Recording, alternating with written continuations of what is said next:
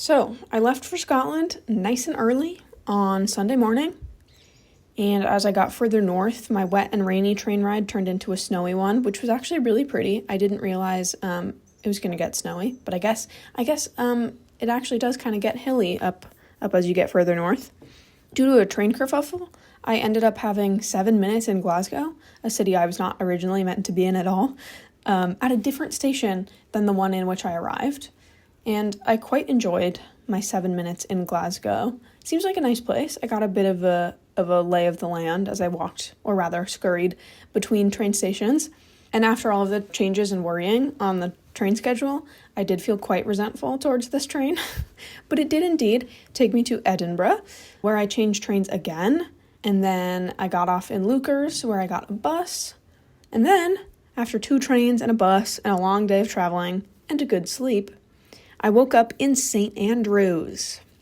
So for the uninitiated, St. Andrews is a small coastal town in Fife, Scotland, which is the home of the University of St. Andrews.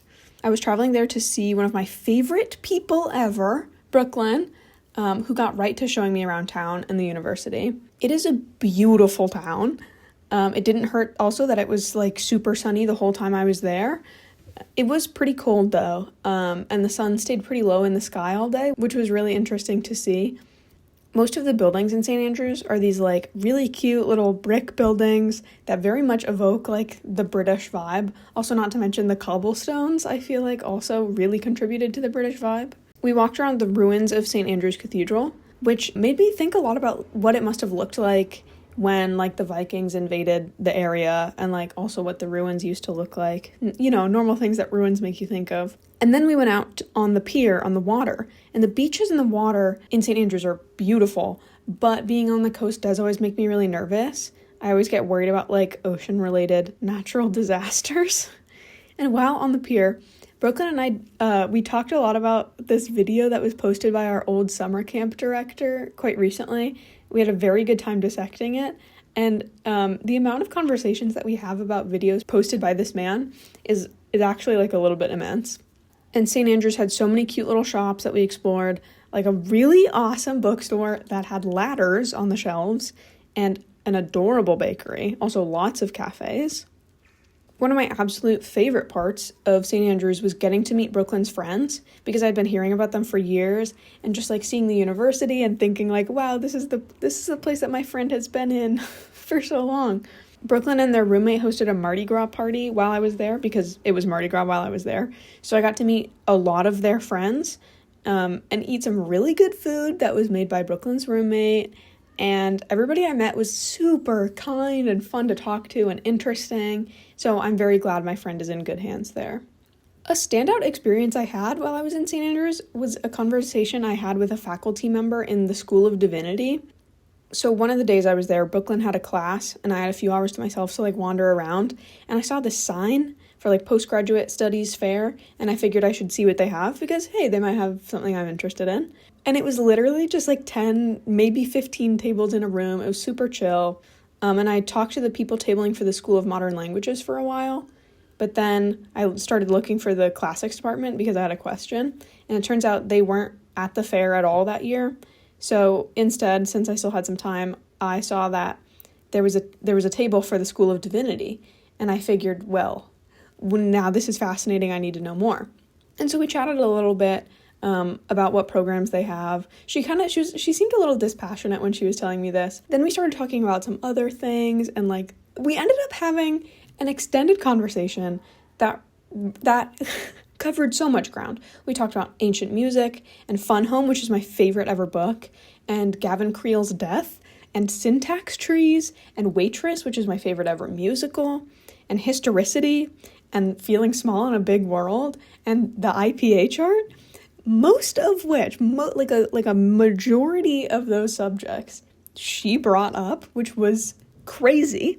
We related on like a super close level on so many things, and it was just like the right level where you know exactly what they're talking about, but it's like just different enough to feel like you saw their whole, like you saw a new perspective from them and they saw your perspective.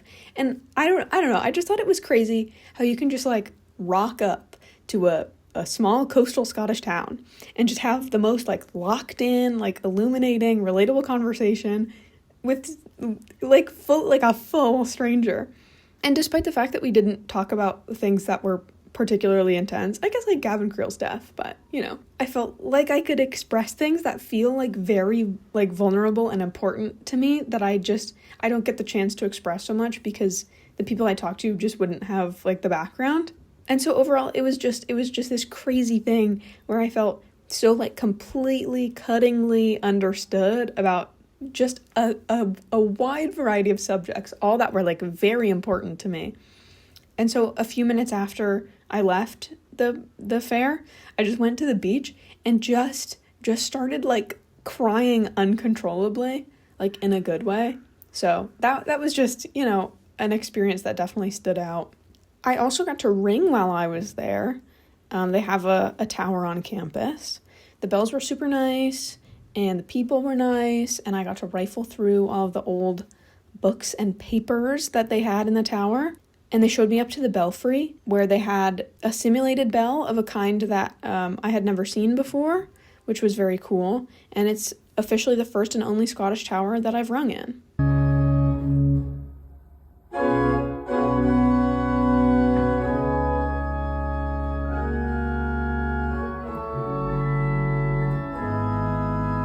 So after 3 days of wandering around town and hanging out with people and catching up with Bestie and watching an impressive amount of Olympics, that was another thing we did a lot of, Brooklyn and I took a train to Edinburgh.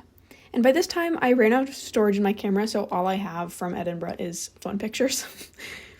We did a lot of walking. We both got 2 new library cards, one from the National Library of Scotland and one from the Edinburgh Public Library System. Brooklyn showed me this really cute bookshop that had Auld Lang Syne woven in silk, like on display, which is crazy because like I love that song. And also the guy who wrote it is from Scotland.